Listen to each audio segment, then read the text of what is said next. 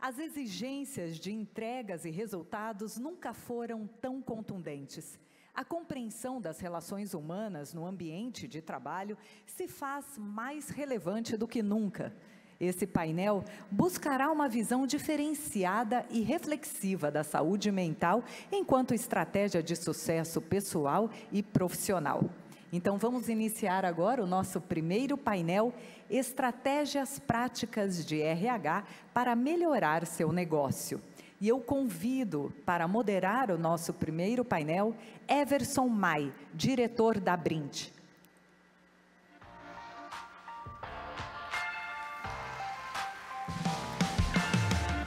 André Oliveira, coordenador de Recursos Humanos da Brint. Michele Di Giacomo, CEO da consultoria Contato. Caiano Augusto, especialista em liderança e cultura organizacional da Lee Hatch Harrison. E Francine Begali, que estará conosco online, mentora em RH. Nós vamos ter, sim, o tempinho para perguntas, então, ao final do nosso painel, ergam o braço que a gente vai levar o microfone até vocês, ok? Ótimo painel a todos. Muito obrigado, Cláudia. Bom dia a todos. É uma satisfação estar nessa manhã aqui com todos vocês. Eu imagino o interesse de vocês de sentar aqui agora, depois de um showzaço que a gente teve ontem do Paralamas, e agora está todo mundo aqui ligado para ouvir um pouco do que a gente tem para compartilhar e todas essas feras que temos aqui no painel. Estamos inaugurando, é um orgulho para mim inaugurar um painel híbrido, a primeira vez aí primeira Brint que a gente tem um painel onde a gente tem a participante remoto, Francine, lá de Angola, né, Francine? Bom dia, como é que tá por aí, tudo bem? Ó, tá mudo aí, Francine. Ah, tem que dar o microfone. Temos aqui... Pronto. Bom dia, Francine. Temos aqui... Olá, bom dia. Temos aqui Michele, André e Caiano. O tema hoje, ele é relacionado à saúde mental das pessoas no trabalho, e também a gente não pode deixar de falar sobre gestão, sobre RH, sobre recursos humanos nas empresas, sobre cultura, porque são esses temas que garantem que a gente consiga, que dão a condição, que são alicerce para a gente conseguir garantir a saúde mental do nosso time. Eu vou estar aqui como moderador, mas também como representante dos provedores que aqui estão, então eu vou estar sempre puxando aqui o gancho para a gente tentar criar analogias para ajudar vocês a implementar na segunda-feira alguma coisa que já vai ser importante para evoluir os seus negócios. Trazendo um pouquinho do histórico, provedor aí de internet, ele, de 2003 para cá, vamos pensar aqui em 20 anos, a gente cresceu de uma maneira consistente, a pandemia foi um acelerador, então a pandemia fez os provedores crescer 2, 3, 4 anos em apenas um, e a gente está, e aí quando a gente fala de provedor, sempre foi muito relacionado à tecnologia. Pergunta para o provedor assim, cara, qual é o teu diferencial? Não, eu tenho Huawei, o outro, eu tenho Datacom, mas nunca fala que tem pessoas de alta performance, nunca fala que tem uma empresa com uma cultura forte.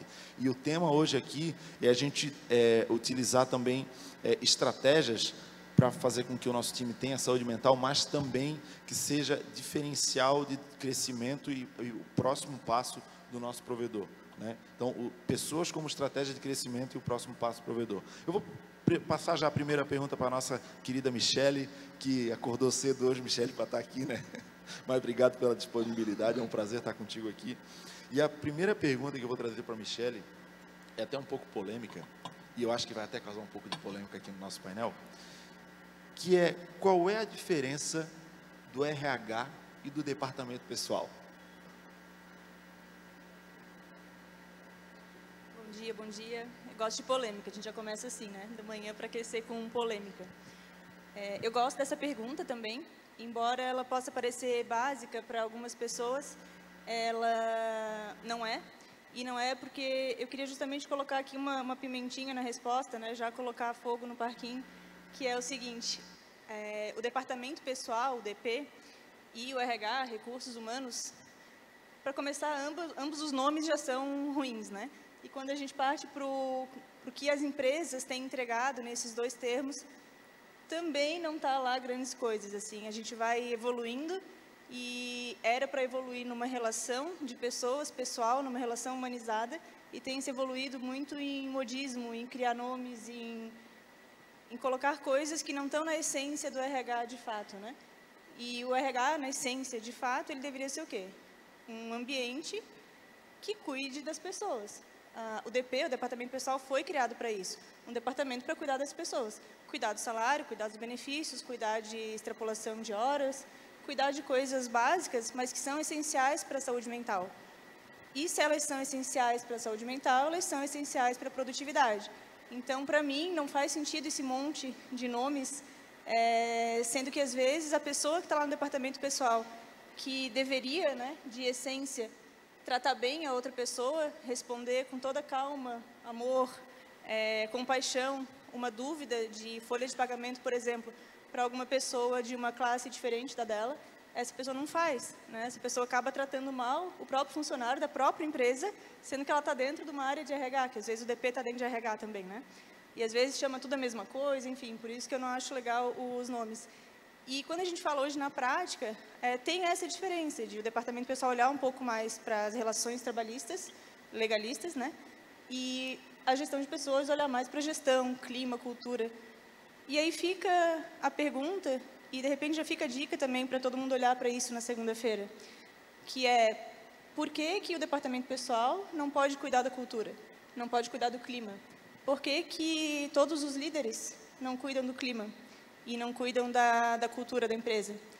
Então, o clima e a cultura da empresa é literalmente formado por todas as pessoas, não pelo RH. E aí ficou essa coisa, né, de o RH ser pai de tudo, ser mãe de tudo. E o que acontece é que a gente tem colaboradores mimados, muitas vezes. Então, no final das contas, a gente não educa.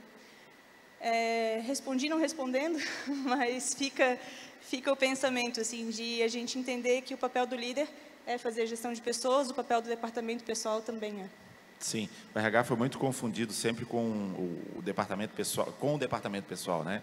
No sentido assim, é muito mais fácil tu cobrar a pessoa que bate o ponto e muito mais difícil falar assim, cara, tu está indo muito bem, o teu plano de cargos aqui, tu está evoluindo, tu já merece aqui uma remuneração, ou não, tu precisa melhorar o teu plano de desenvolvimento individual aqui, fazer uma capacitação, enfim.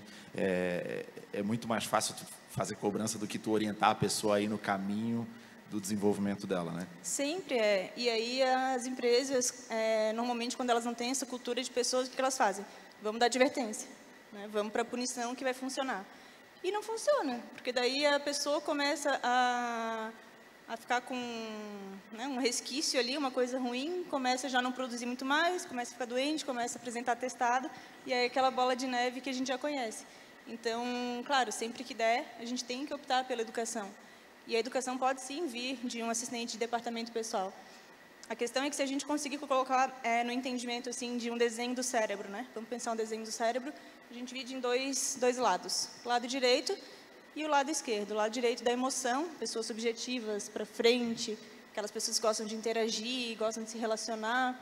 E o lado esquerdo, o lado crítico, detalhista, que normalmente é o lado de pessoas que trabalham mais com números, cálculos, leis, regras, departamento pessoal.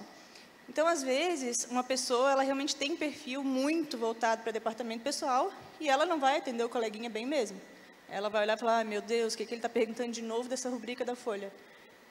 Enquanto o lado esquerdo vai adorar que a pessoa foi lá perguntar alguma coisa e vai responder com 3 horas de aula sobre aquela mesma rubrica. O ideal, assim, né, caso vocês estejam pensando em contratar, uma primeira pessoa para RH, para cuidar de pessoas na empresa, é isso, tentar trazer um perfil generalista e um perfil de uma pessoa que tenha o cérebro mais equilibrado. E como que a gente vê isso, né? Como que a gente descobre isso? Tem diversos testes comportamentais, o DISC é um deles, que mostra bem certinho o lado, e aí, aplicando isso, você já consegue ter uma resposta sobre aquele perfil e consegue fazer em casa mesmo. Eu defendo muito a ideia de que a empresa, para cuidar de pessoas, ela não necessariamente precisa ter um RH.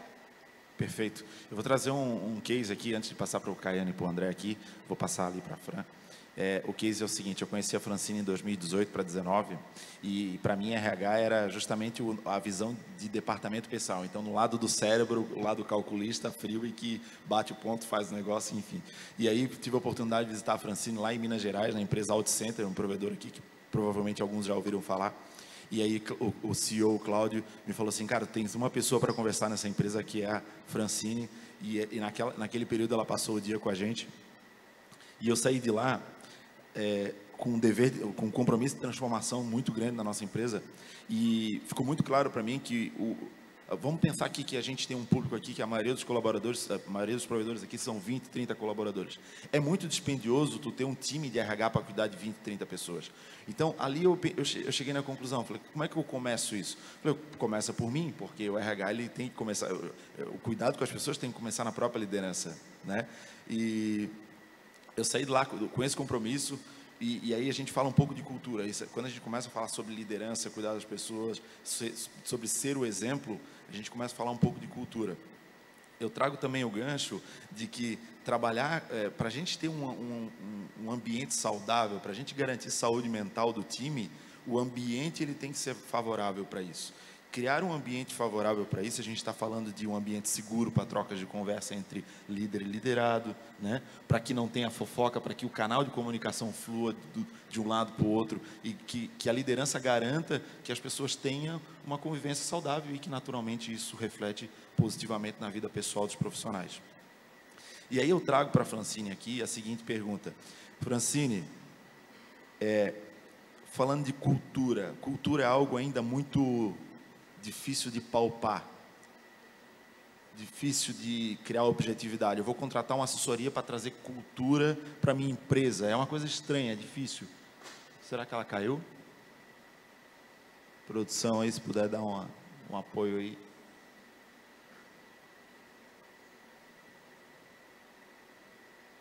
Vou continuar aqui então. Continuo aqui com o Caiano, então, Caiano, vou passar a bola para ti aqui, depois passo para o André, seguindo nessa linha, justamente nessa pergunta sobre cultura. Como que de maneira prática e objetiva, a liderança, ou até mesmo um RH que seja selecionado para essa área na empresa, pode iniciar os primeiros passos para a implementação de uma cultura na organização? Bacana, Everson.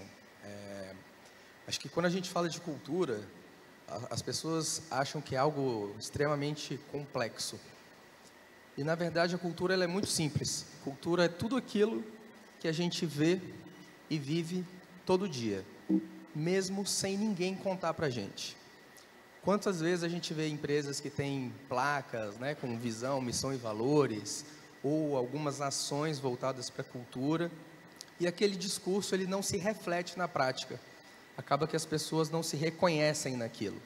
Então, quando o Everson traz na própria história de que eu vou iniciar esse projeto por mim, pela minha empresa, esse é o papel principal do líder. Ele é a pessoa que idealizou aquele negócio. Ele criou toda uma forma de pensar as relações ali dentro. Ele construiu aquilo com todo mundo que foi chegando um a um. Seja, às vezes, parentes, amigos próximos. Normalmente, a gente inicia uma empresa com essas pessoas, que são as pessoas do nosso convívio, do nosso relacionamento pessoal. E aí a gente começa com essas pessoas a formar cultura. E a partir do momento que eu venho trazendo pessoas, elas vão absorvendo essa cultura. E aos poucos, mesmo sem a gente dizer nada, a gente já tem uma cultura organizacional instaurada naquele lugar. E aí, às vezes, mudar isso lá na frente, que é o que acontece na maioria dos casos, né, Everson? É mais difícil. É igual construir uma casa, né? Você construir uma casa do zero é uma coisa. Quem já fez aí uma obra vai entender exatamente o que eu estou falando. Mas você fazer uma reforma e estando ali dentro da casa é muito mais trabalhoso, é muito mais desgastante. Mas é necessário. Legal. Eu falo lá na Mais que é o seguinte: a pessoa para trabalhar na empresa, na nossa empresa, ela tem que ser metade gente boa e a outra metade profissional. Porque tu trabalhar com um bom profissional, mas se o cara é um F, é muito difícil. O ambiente conflitante que um profissional é difícil de de interagir cria na empresa, é muito desafiador. E aí o RH ele fica focado só em resolver as interações, as relações interpessoais daquela pessoa com toda a empresa.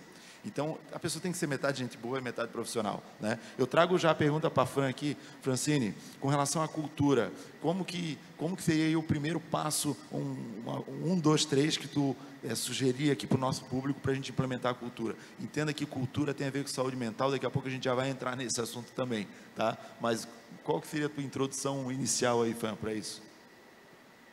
Cultura, esse é o tema que mais adoro falar dentro das empresas, né? E eu falo assim, a cultura, ela come qualquer estratégia no café da manhã, né? E a gente fala, quero criar uma cultura. O ponto é, não existe criar uma cultura. Toda empresa já tem uma cultura.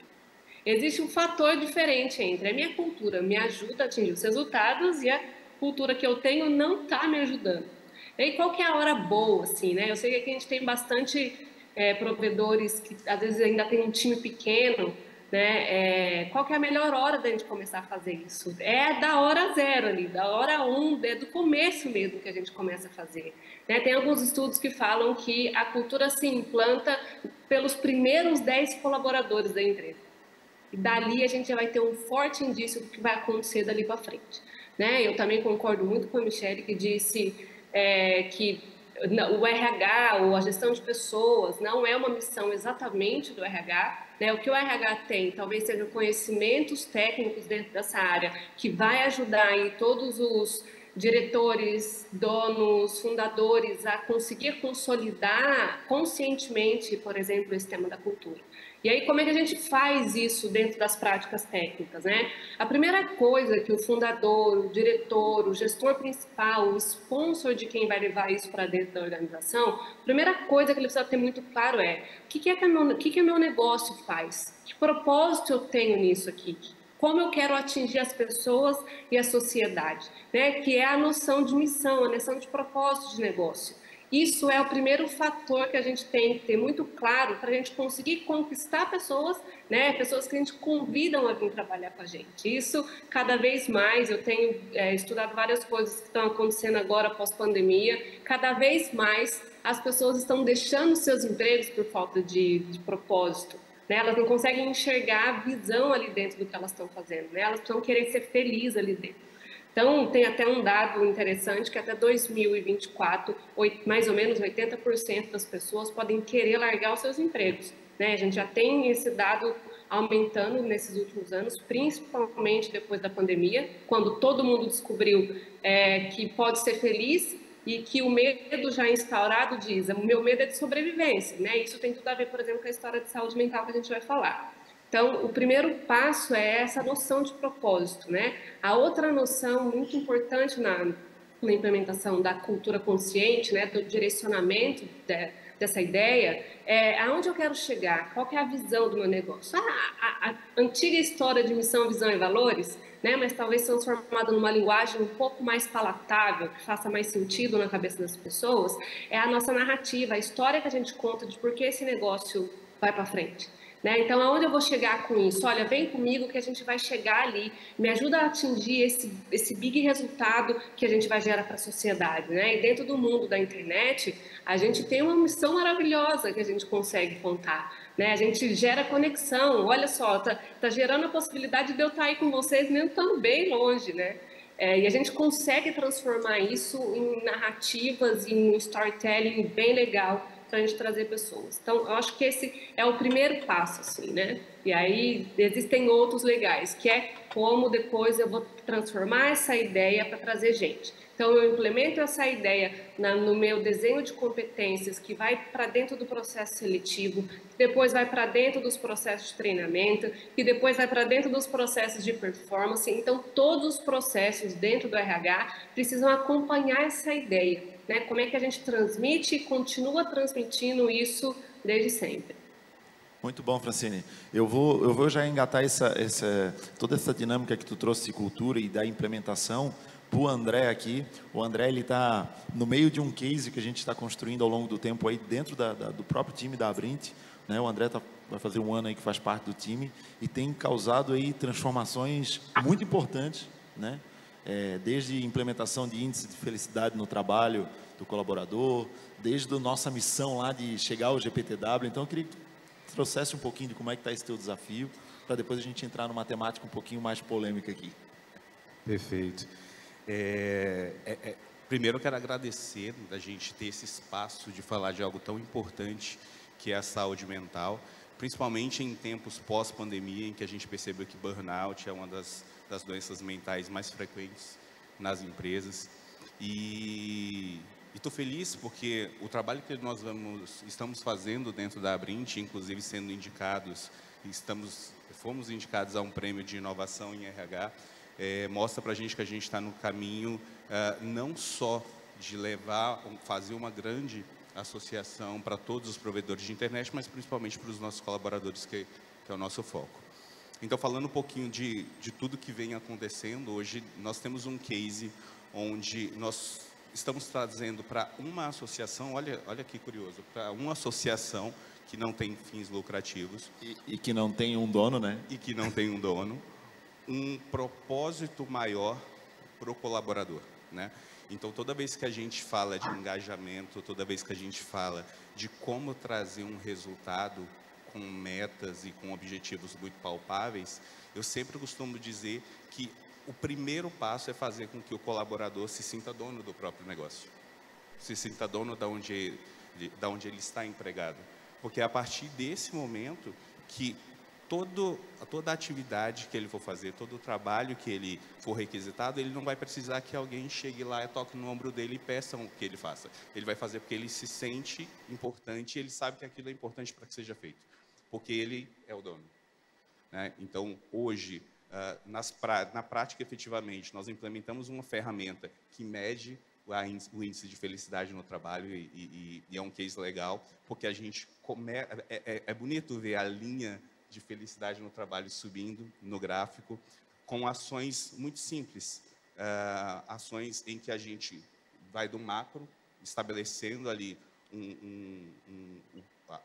a métrica de cargos e salários, implementando ferramentas de mensuração de desempenho do colaborador, e aí tudo isso somado ao propósito muito bem implementado, com reuniões muito bem cronometradas, metodologias ágeis, que fazem com que o colaborador não entre em uma reunião ou em um projeto sem saber exatamente o que ele vai fazer. Então, todas as experiências que nós estamos trazendo hoje para o colaborador da Abrint, que são ações muito bem pautadas dentro de um roadmap, dentro de um caminho já pré-definido, onde ele sabe onde ele vai começar e aonde ele vai terminar, ajudam ao colaborador a entender qual o papel dele dentro da consolidação do negócio. E aí faz com que tudo seja perene, seja longínquo, seja importante para ele. Então, para responder a pergunta, praticamente nós estamos implementando ferramentas de longo prazo, como mensuração de felicidade, como a estruturação de roadmaps, estruturação de missão muito bem definidas para que o colaborador se sinta dono. Esse é o maior sentimento que faz com que a gente traga o resultado que a gente precisa. E uma coisa que, complementando o que o André está falando aqui, que é fundamental, né? Desenvolver um plano para a pessoa, né? Para a carreira dela dentro da empresa, dar feedback rápido. Eu acho que é uma coisa que a gente erra tanto nas empresas, sabe? A gente fica no nosso coração ali, às vezes, com um problema com certa pessoa, fala, pô, preciso falar com ela, mas aí tu passa um mês, a pessoa assim, pô, mas esse cara aqui... E aí vai desalinhando, e é aquela coisa, é igual 2 barcos no oceano, né? Se não bate vento, não bate maré, nada, se tu não tiver com os barcos amarrados, cara, ele vai se afastando naturalmente. Então, é como num relacionamento em casa, é como um relacionamento com os filhos, um relacionamento com o profissional, com o colega que está do teu lado, seja líder, liderado, seja colega do mesmo, ali que trabalha junto contigo, o alinhamento tem que ser constante. Então, não é só uma política de feedback que o liderado e o líder fazem a cada 15 dias, não. Acho que tem que ser um feedback direto, constante, sincero, que a gente consegue fazer algumas revoluções na empresa só por aí. Aí a gente já cria uma cultura muito forte, né? Eu vou trazer um pouquinho um outro ponto relacionado ao home office, que mudou muito a nossa dinâmica ao longo dos últimos 3 anos. E muita gente já saiu do home office, muita gente manteve em home office, sistema híbrido. A gente sabe que o home office tem a ver com saúde mental muito, porque as pessoas em casa às vezes adoram, às vezes piram, né? Aquela coisa de tu falar lá com a pessoa que tem um filho gritando atrás, um cachorro. E eu queria trazer para vocês aqui esse debate um pouco livre até, pode começar pela Michelle, para falar sobre qual é a tua opinião sobre home office, o que tu tens visto na tua experiência com relação às empresas aí que estão ainda aderindo a esse modelo. É viável, não é? Elon Musk disse que não. Vou responder que nem psicóloga agora. Depende. Tudo que é demais fica ruim, né? Tudo que é de menos também. Então, agora tem se achado, e diversas pesquisas mostraram também, que o modelo híbrido é o melhor. Porque a gente precisa de um foco. Às vezes a gente tem esse foco em casa. Quem não tem um foco em casa precisa de um foco. E aí ele vai procurar esse foco na empresa. Mesma coisa, interação. A pessoa precisa de interação na empresa, se ela mora sozinha. Ou, às vezes, ela vai ter mais paz na empresa do que na casa, se ela mora, né, com uma galera. E isso, inevitavelmente, tem a ver com saúde mental. Se a gente está feliz em casa, se a gente dormiu uma boa noite de sono, se a gente sabe o que a empresa espera da gente, se a gente sabe quanto que a gente vai ter de salário, quando o salário vai entrar, porque pode ser básico, mas tem muitas empresas que não pagam o salário. E sim, gente, isso gera doença, né? Gera doença mental e gera doença física. E as duas coisas estão tão correlacionadas, né? Aquela hora que eles estavam falando de expectativas, alinhar a carreira, alinhar as coisas, quanto mais a gente alinha, menos ansiedade se tem no meio. Mais paz se promove e menos gastrite se dá. Um exemplo bem básico, né? Mas nosso corpo, ele é completamente interligado. Se a gente não está feliz no trabalho, isso vai ocasionar alguma coisa. Então, o home office é uma forma da gente buscar algo que a gente queira na organização, focando no bem-estar do colaborador. É óbvio que a gente não vai deixar o bem-estar da empresa de lado, nem a produtividade, né? Isso, graças a Deus, o mercado acompanhou bem, e empresas que se viam impossíveis de trabalhar home office têm trabalhado muito bem. E foi um processo meio que o aprendizado foi por osmose, né? Assim, vamos ver como faz, e vai se fazendo. Nem empresas grandes de TI tinham isso já em prática oficial. Então, a minha opinião sobre o home office é essa: não dá para ser nem 8 nem 80. Se der para ter algo híbrido, melhor. E na entrevista, identificar se aquele profissional ele vai se adaptar para o que a empresa vai oferecer de regime de trabalho. Então, é a principal coisa. E também ver se a empresa de vocês combina com o regime de home office. Porque, às vezes, não tem nada a ver com a cultura. Fica estranho, fica forçado, fica perdido. Então, é bem importante essa análise antes de se optar por um regime ou outro. Aqui a gente está usando home office de exemplo, né? Mas a gente pode usar para várias outras práticas de mercado, que é entender quais práticas têm a ver com a cultura da empresa, que ela está instaurada sim, embora muitas vezes não no manifesto, mas ela existe. Sim, eu acho que o home office tem que estar muito conectado com ferramentas e processos também, né? Porque senão tu acha que a pessoa está produzindo, mas tu só acha. É aquela história que eu falei, não tem uma aproximação, um feedback, uma conversa, né? Vamos só trazer para a Francine aqui, ela está sendo usuária de um home office agora, né? Imagino que ela pode citar várias vantagens ou não do home office. Eu queria passar a palavra para ela. A história do home office, eu falo que para mim foi a minha vida desde antes de pandemia, né? Trabalhando de Minas, liderando pessoas em vários estados do Brasil, quando eu estava por aí. Foi assim já um processo que eu tive que me adaptar. Eu ficava 90% do meu tempo online, assim, do jeito que eu estou aqui com vocês. Era como eu ficava, eu liderava, eu treinava, porque não dava para estar em 1000 lugares ao mesmo tempo. Tem uma pesquisa do IBGE pós-pandemia dizendo que 94% das empresas se surpreenderam com o resultado, né, o resultado de performance mesmo, dentro desse processo do home office. Né, ainda total home office, e que 70% dessas empresas queriam permanecer em modelo pelo menos híbrido, ou home office ou híbrido, né? E eu venho conhecendo algumas outras diretoras e diretores de RH que permaneceram total híbrido, coisa assim, produção de insumos agrícolas, empresas que você fala como esse povo está fora, né? E eles conseguiram implementar um processo total home office, a não ser quem está lá dentro da produção mesmo dos insumos, né? Porque tem atividades que não são possíveis, então eu acho que esse é um requisito importante da gente analisar. né, que áreas são possíveis, talvez não são todas, né, e um fator bem importante na manutenção numa empresa onde já existia um processo cultural bastante forte foi a manutenção dos rituais e a manutenção da forma da cultura. Isso foi um processo que regulou que eles iriam ou não continuar, por exemplo. Né? Essa é uma das empresas que eu conheci, que é um modelo de sucesso do home office.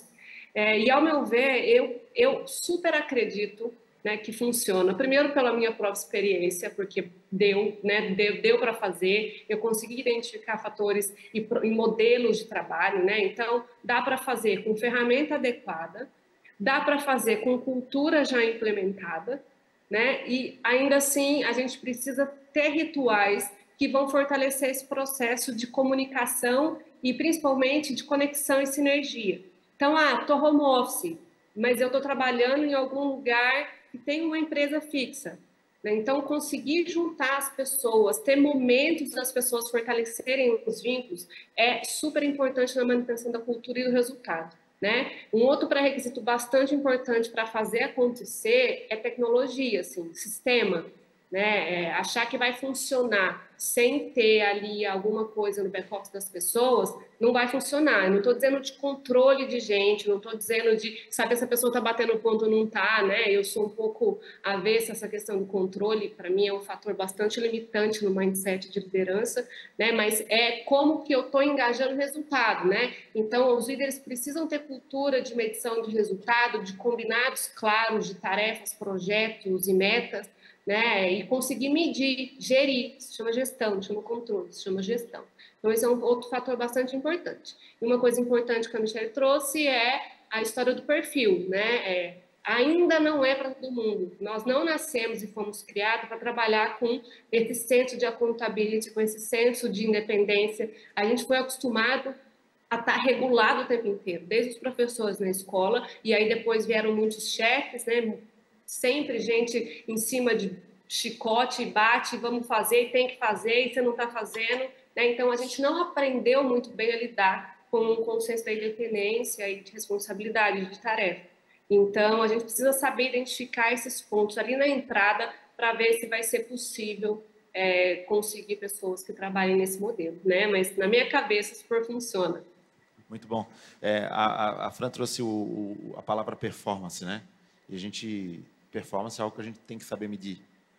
Né? Daí a gente fala que cultura é subjetivo, o RH ele se confunde com o departamento pessoal, a gente já falou sobre isso também, né? Que deveria ser tudo junto, mas são partes diferentes do cérebro.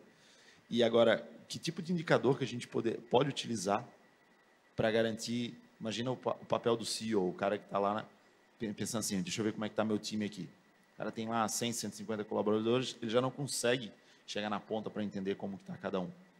Que tipo de indicador são chaves aí para que ele olhe e fale assim, cara, o negócio está indo bem, a galera tá num ritmo bom, está performando, o índice está bom, felicidade.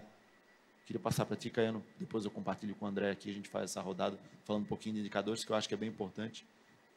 Gostaria até de ouvir um pouquinho de cada um, assim, para depois a gente abrir para a pergunta. Bacana. Quando a gente fala, você acabou já trazendo a resposta, né, da pergunta, mas são indicadores e formas da gente quantificar o resultado e o desempenho. A gente vem de uma história que o RH é subjetivo e um departamento cheio de achismos.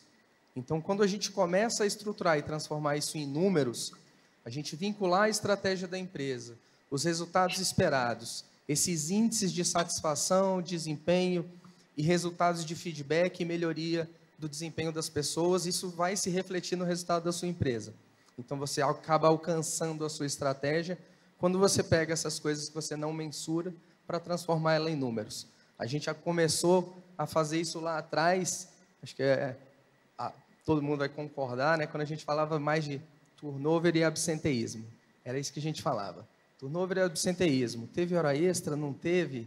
Né? Quanto pessoas afastadas, e a gente hoje tem vários outros indicadores. Só para vincular com o nosso tema de saúde mental e bem-estar, acho que um indicador que vai ser muito importante em relação a isso são a gente poder trabalhar as dimensões da segurança psicológica no trabalho.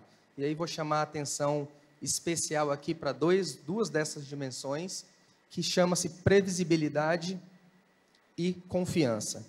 Quando a gente fala de previsibilidade, todo esse alinhamento da pessoa entender que ela é dono, dela ter um propósito naquilo que ela está fazendo, dela saber como que a carreira dela pode acontecer ao longo dos anos, o que ela precisa fazer, se ela está fazendo bem ou não.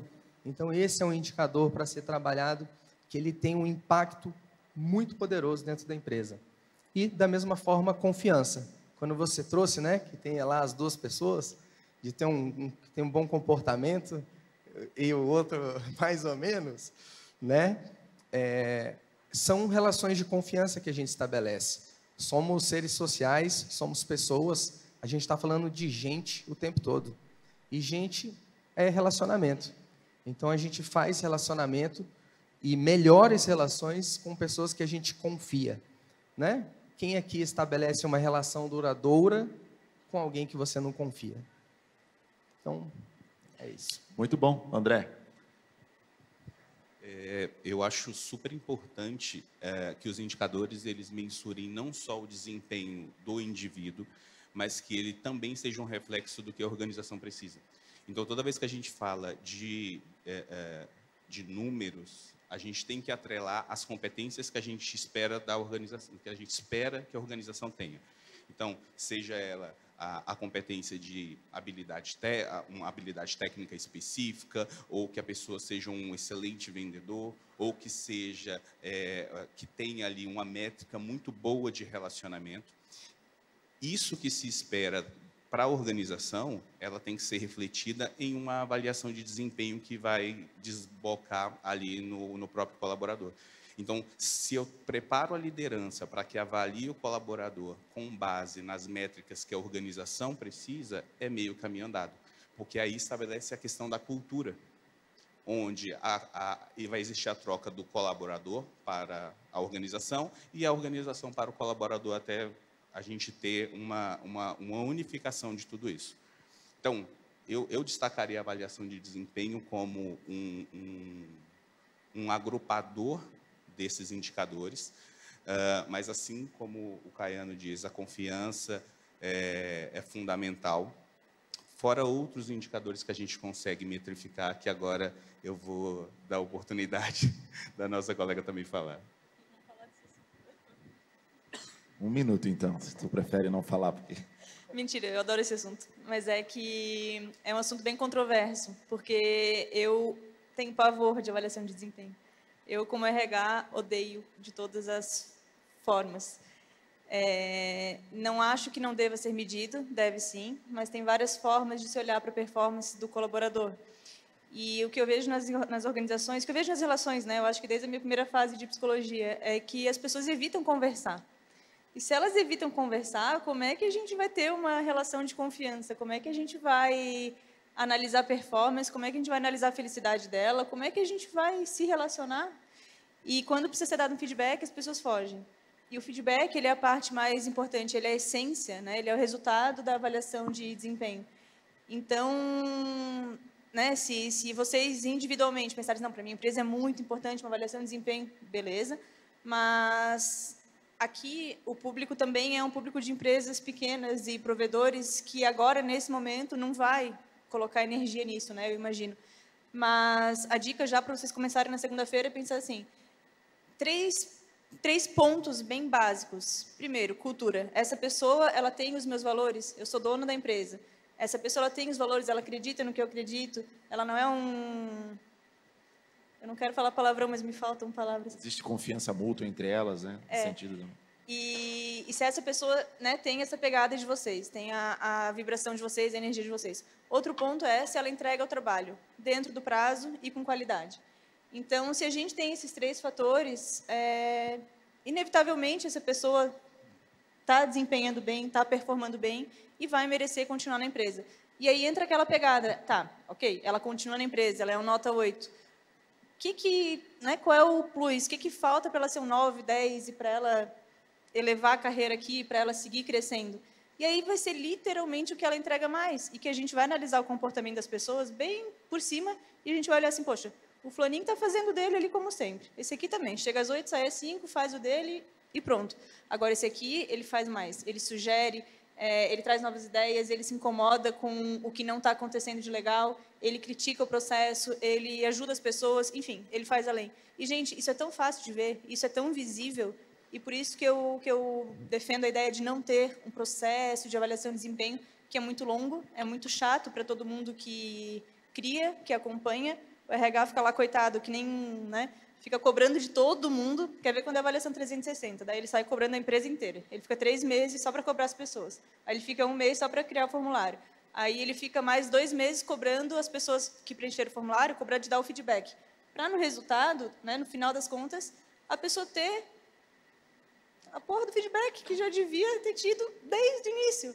Então, assim, vamos cortar a etapa, né? Vamos para o feedback. Muito bom.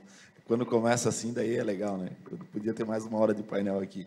Eu não ia nem mediar mais, eu ia falar, passa direto para a Francine, ver o que ela acha lá e segue em frente aí.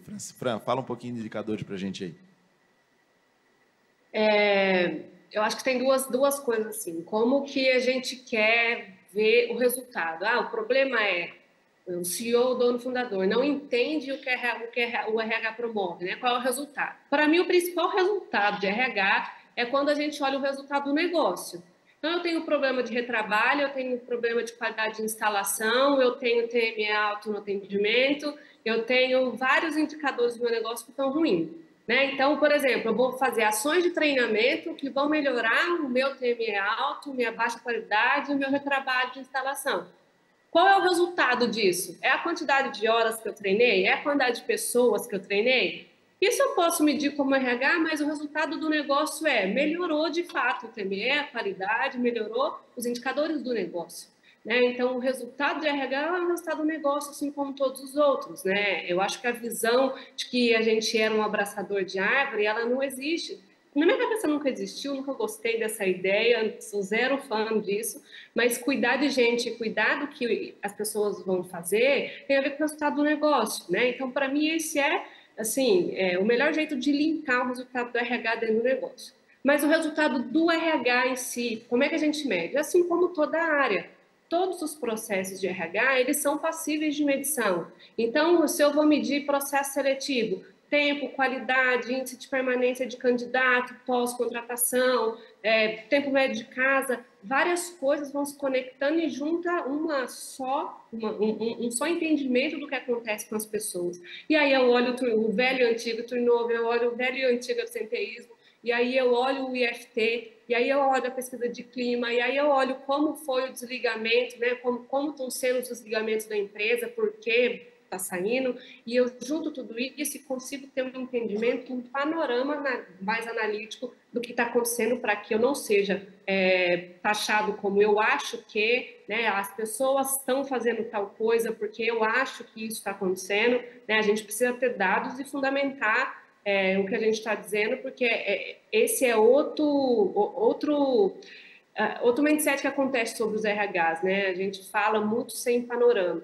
E uma outra coisa que está acontecendo fortemente sobre indicadores de gente, a gente ganhar previsibilidade dentro da empresa, tem a ver com o People Analytics, né? Que é um processo. People Analytics não é ferramenta, não é sistema, não é software. Ele é um método de análise de dados que ajuda a gente a olhar e ter um pouco mais de prognóstico, diagnóstico do que está acontecendo para a gente traçar estratégias de desenvolvimento de pessoas, né? Então, os indicadores, eles podem vir de qualquer prática, se a gente gosta da avaliação de desempenho ou não, se a gente mede o clima, se a gente mede o IFT, quais são os dados das pessoas, né, para a gente conseguir entender perfil de gente, escolher pacote de benefícios. Enfim, eu vejo o número em todos os lugares, assim, do RH, né, e eu gosto de conversar baseado nisso. Muito bom. Estamos perto do término do nosso painel. Agora eu gostaria de abrir para uma pergunta. Quem tiver alguma dúvida, levantou a mão lá.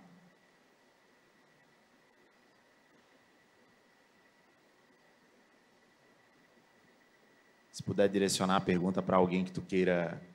Oi. Bom dia, eu sou Débora, da Cariri, Juazeiro do Norte, em Ceará. E uma dificuldade que a gente tem, tudo que vocês falaram aqui realmente é uma verdade, né? sobre o clima, sobre cultura organizacional.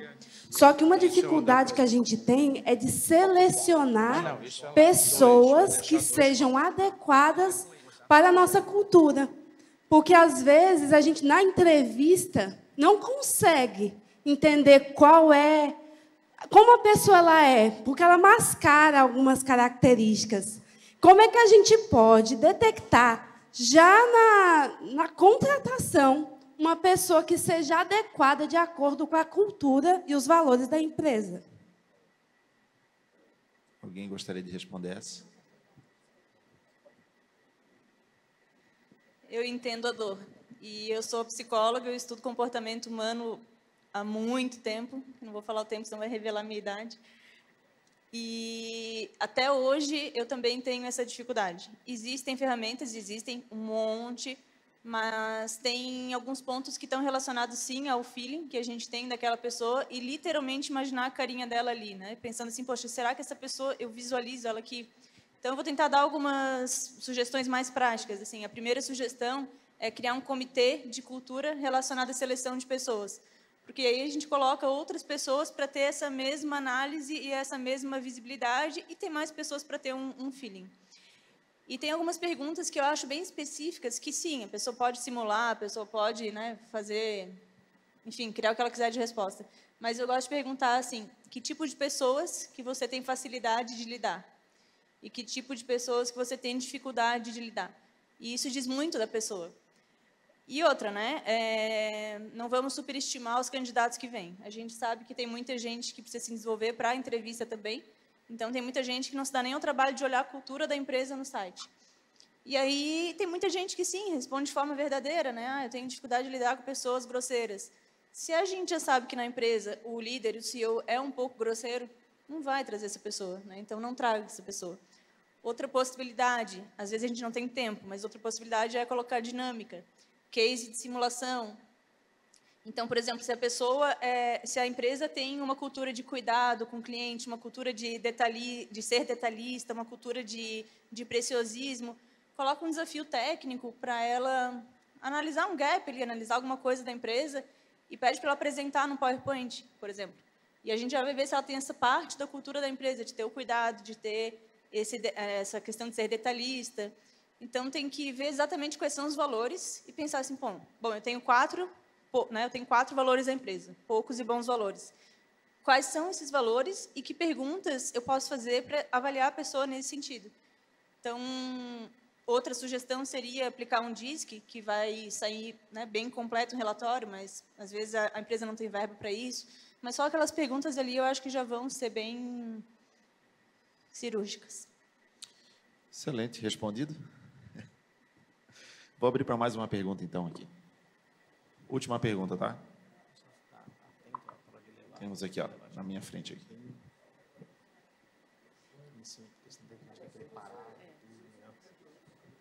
Corre, corre, que o nosso tempo está acabando. Está ficando vermelho esse negócio ali.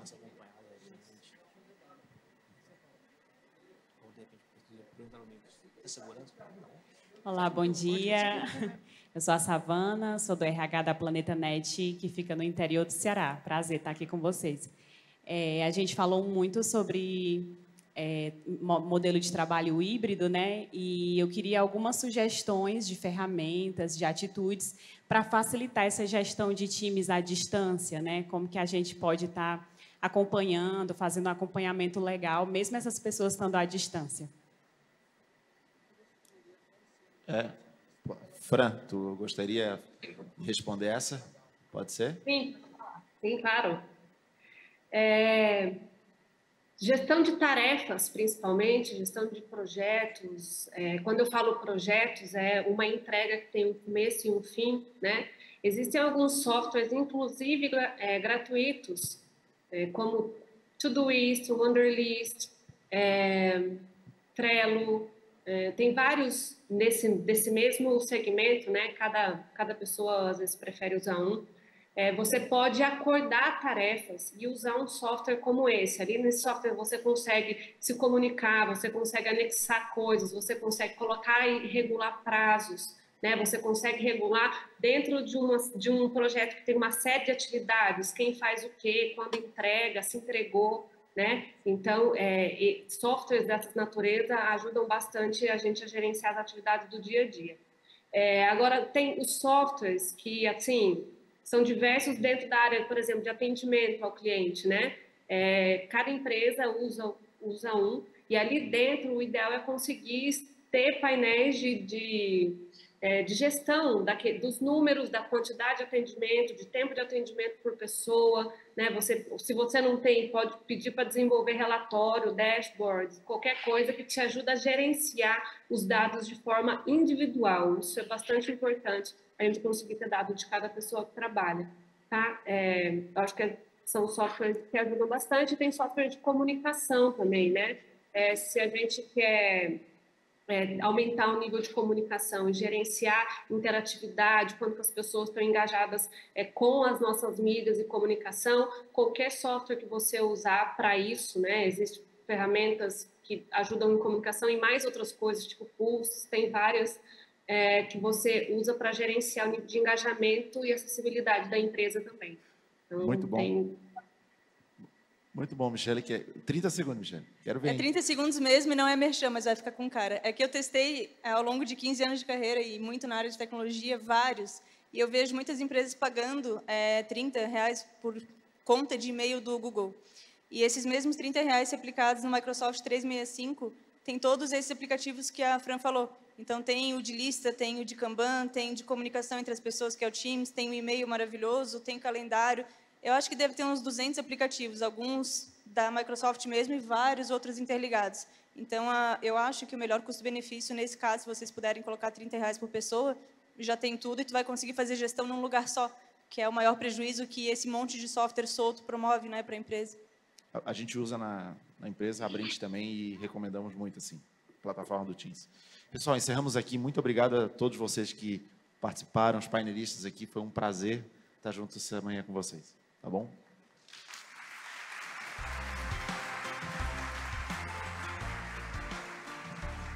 Muito obrigada.